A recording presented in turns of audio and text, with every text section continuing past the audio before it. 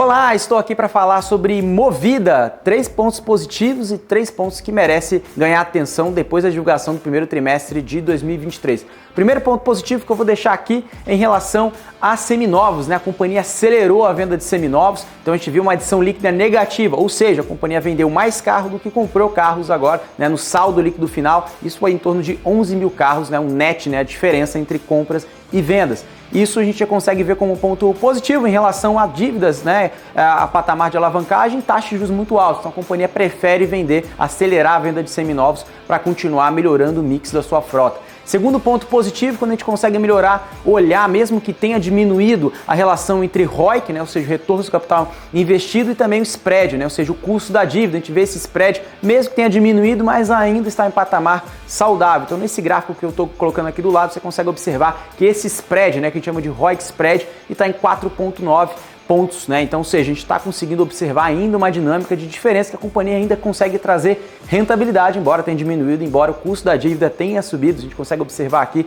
ao longo dos últimos meses. E terceiro ponto positivo, né, a companhia traz aí perspectivas para o ano de 2023, né, ou seja, já depois do primeiro trimestre, então a gente tem aqui nessa tabela, primeiro trimestre, né, a companhia já colocando essas perspectivas. Quais são? Melhora de mix, né, a companhia também segue atendendo o público de aplicativo, né, a companhia também segue olhando para o seu patamar de alavancagem, tentando, né, alongar prazo, né, tentando melhores condições para realmente trazer uma melhor perspectiva em relação à sua estrutura de capital. 3 pontos para ficar atentos. Primeiro, claro, a dinâmica da economia. A Movida, ela é tanto a parte de GTF, gestão de frotas, e rente a car, que a gente chama de RAC, esses dois principais braços, fora o braço de seminovos, é muito dependente da dinâmica da economia, de PIB, de inflação, de crédito, não só dentro de casa, né, por parte da Movida, mas também para os seus consumidores. Então isso é um principal ponto, deve ficar de olho em relação à atividade econômica no Brasil. Segundo, a alavancagem, né, ou seja, os investidores de olho em relação à dívida, o atual patamar e o custo da dívida e as condições de estrutura de capital. Isso merece ganhar atenção. E terceiro, claro,